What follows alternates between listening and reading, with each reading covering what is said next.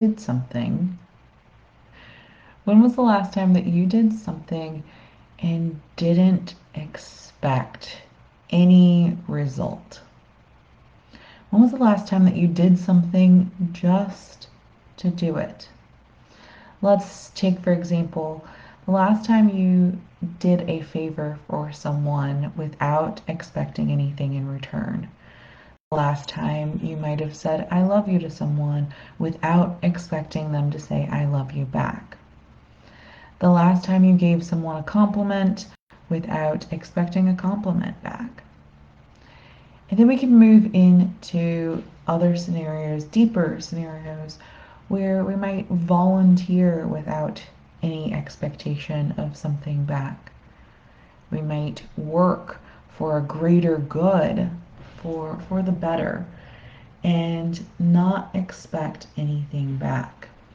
Now, of course, when we go to work every day, we do expect to do that in exchange for money. However, often we're also looking for a form of appreciation or acknowledgement. And this is extremely normal for us humans. Us humans want validation for what we do. That tells us that we're on the right path, that we have purpose. But what if we could take on a new perspective just for a little while, give it a try, and say, I'm going to do this without expectation just because I know this either needs to be done or I just want to do this. And allowing ourselves to see how we feel.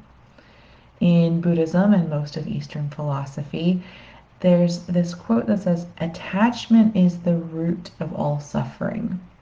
Attachment is the root to all suffering. And this often gets misconstrued where people think, oh, attachment, meaning I don't need to be attached to objects or people. But more so, this lies in the mind. Our attachment to ideas, our attachment to the way things should be, our attachment to the way people should act. And when we have this expectation, because attachment is a form of expectation, this expectation for an attachment to an idea, then we're setting ourselves up for feeling unsafe.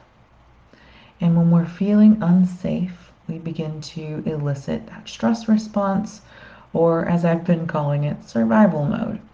We're eliciting that fight or flight or freeze. Fight, flight, or freeze. And when we are in that state, we're putting off hormones into our body, and we'll often even find ourselves in a constant state of stress. We tend to gain more weight around the belly. Our cardio tends to be a little bit more challenging, and our focus and our memory are not functioning very well. When I was a professor, I'd always tell the students, be prepared, because when stress goes up, memory goes down. So when stress goes up, memory goes down. As I've mentioned before, we get that tunnel vision, and we're not able to see the bigger picture. And that's the root behind survival or scarcity mindset versus abundant mindset. So when we allow ourselves to let go of high expectations and we let go of thinking things the way should being a key word. So notice when you hear the word should in your mind that we are limiting our view. And my husband and I joke because we often hear this a lot where people are like, I never met the love of my life until I let go of looking.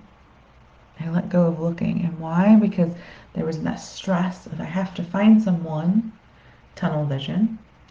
And then when they relaxed into it, they were able to just be open to seeing more possibilities than were actually there. They were more open to living life.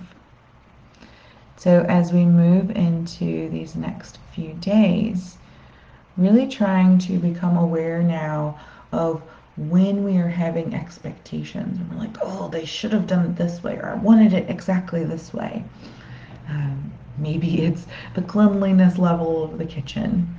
Maybe it's how someone responded to you or how someone did something at work. You're like, they should have done it this way. Or I don't know why they did it that way. They should do it this way. Or I wish it was like this. And wishing and washing and noticing when we're getting stuck on concepts and ideas and wanting things to be different than they actually are. And it's the same as we've been practicing. We simply bring awareness to it. I'm doing that. Okay. And we don't have to change the feeling. You're allowed to have that feeling. But allow yourself to sit into it and watch it with curiosity. And yes, this takes practice. But first step is always awareness and allowing ourselves to recognize that you have that thought, that you're being this way, and that you can come back to the present moment, breathe, and then become a little bit more mindful. I always say, think the opposite thought. Just entertain it. You don't have to believe it, but you can entertain it. All right. So for today's practice, let's get ready. Whether you're sitting on the floor or sitting in a chair or any other spot. I've had questions in the past of, can I meditate in bed? Well, if your head is above your heart, which is if you're propped, you're more likely to fall asleep. And we're not really eliciting all the postural muscles, but technically you can. So if I say, what's available to you? For example, if you are in a state where you don't feel well and that maybe that's the posture that's the most available to you, then utilize it. Or if you're in a hospital bed, you might be propped. Utilize it. But notice if we're falling into our comfort zone, can we take just a little bit of effort to sit up, to have our spine stacked? And so if we are sitting, typically we want the base of the skull in line with the tailbone. This is whether you're in a chair or seated on the floor. And this helps the spine align. Roll your shoulders back so your shoulders are over your hips. And again, for what's available, the closest to it. And then let your elbows dangle. And let your chest and ribs open. Notice if your low belly is just kind of falling out, the muscles, the sensation. And see if you can zip that belly button in, just to tuck the hips. You'll feel the hips pull in. And we don't want to be sitting on the tailbone itself, so find a little ease. I always encourage rocking or swaying and kind of wiggling into a comfortable spot. And then 3 deep breaths in through the nose, out through the mouth. In through the nose, out through the mouth. One more time.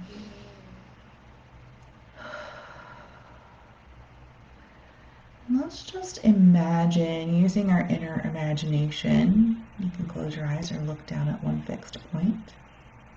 That with your breath, your internal energy is swelling and then coming back. Like this invisible bubble, your invisible aura maybe, is swelling with each inhale and then coming back to a soft neutral on your exhale. Swelling on your inhale and coming to a soft neutral on your exhale. This invisible bubble, this invisible energy within you and around you is swelling, growing bigger, and then softening into a neutral. And it doesn't have to expand all the way back down. It can find a new resting spot in a bigger space. And we're expanding our energetic capacity. And even if it deflates all the way back down, we're still doing this exercise. Expanding. Getting a little bigger with each inhale. And then notice as you're expanding this sensation, this feeling, is it expanding just out to the sides? Is it expanding just into the front and back? Or is this a full circle, expanding in all directions?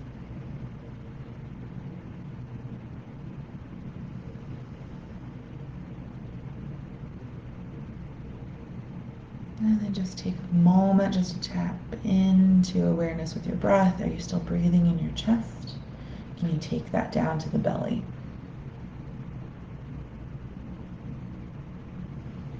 You can use, like we did yesterday, with the hand on the belly, hand on the heart, just to find or anchor with more sensation.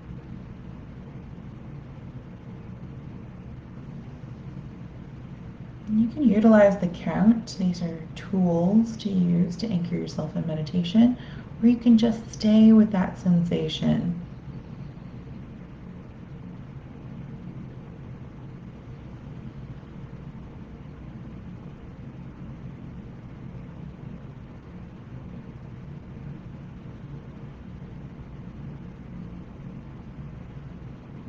Notice if your mind has wandered, and just bring it back to the sensation, the breath.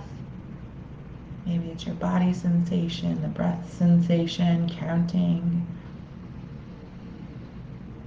Or you can focus just on the hand, feeling the belly move. Any of those that feel good for you. If you're not sure, just pick one. Just pick one.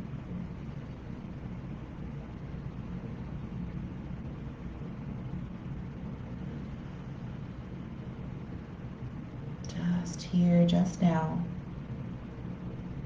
Nowhere else to go, nowhere else to be, nothing else to do.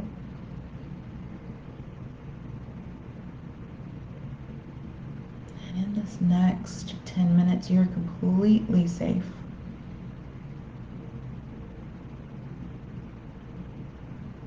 Fully able to rest into this next 10 minutes. Anything else you have to do will wait. It will be there for you.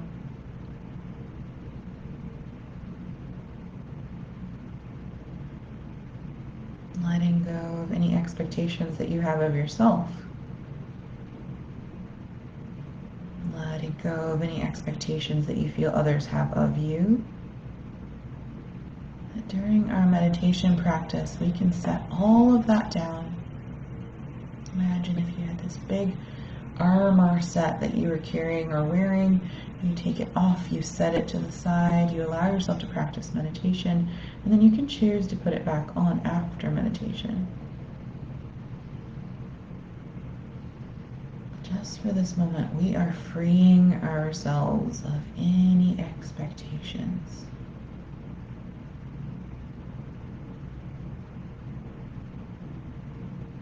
Any armor we've been wearing, any weight we've been carrying.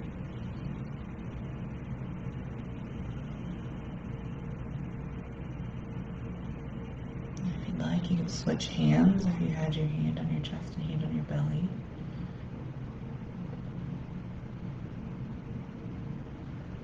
Allowing ourselves to choose a different perspective or a different tendency.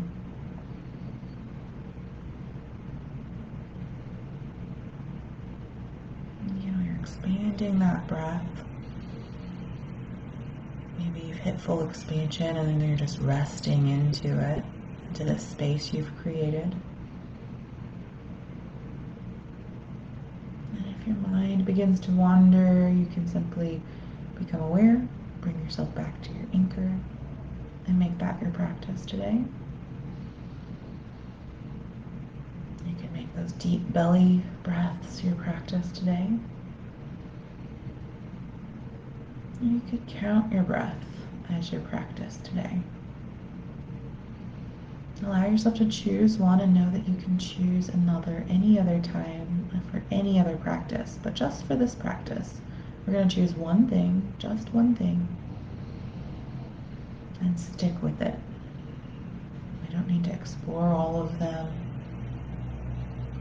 For our remaining time together, just picking one tool.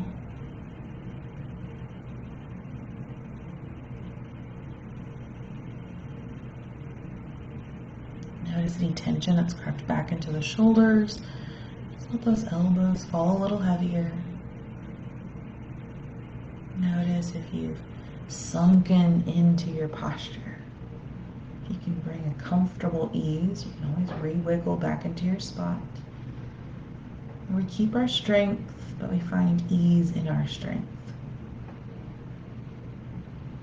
And then come back to the one anchor that you've chosen for today.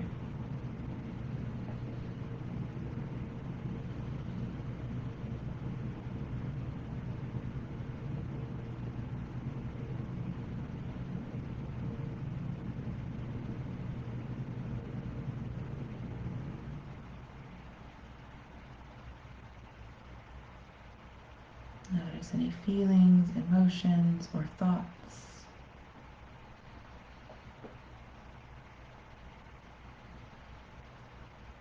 Come back to your anchor.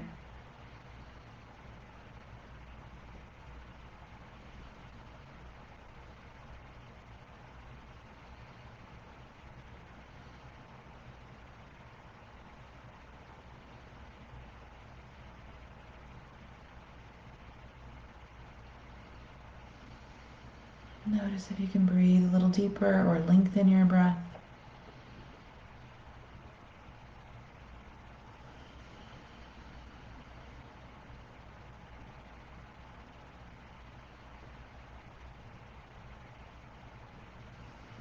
When we fill up our breath deeply, we fill up our lungs completely. We might feel that pressure into other spots of the body. We can fill ourselves up and press into them. We might feel a little tension, but we're pushing out the unwanted tension.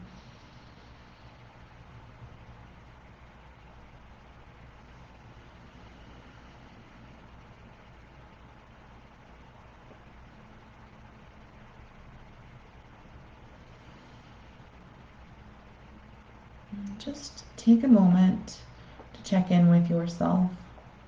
Notice how your practice feels today in comparison to how it might have felt on day one or even yesterday. And not in a way of comparing to judge, but comparing in awareness to see how far we've come. And if it doesn't feel much different for you, that's okay. Again, this is not judgment. This is just noticing, just awareness. Maybe you're like, I don't remember.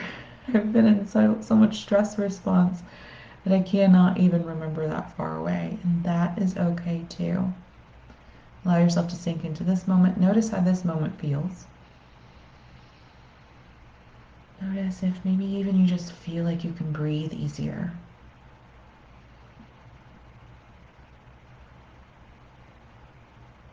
Notice if you're just developing more awareness.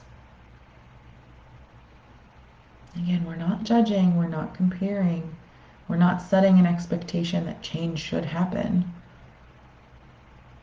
Just non-judgmentally becoming aware.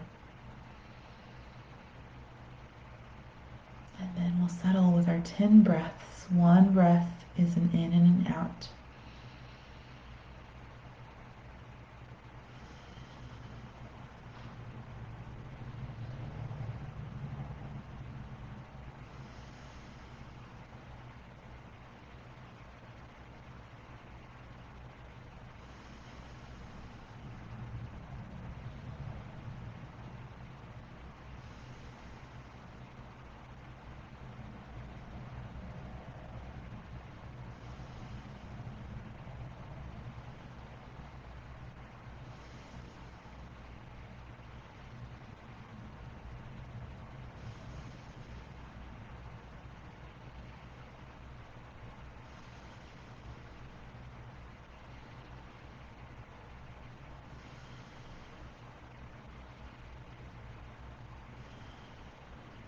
On your next inhale, bringing in some of that body movement. You can start with wiggling of the fingers and toes, and then move into that big open stretch, opening up our body. Again, you can wiggle, you can move.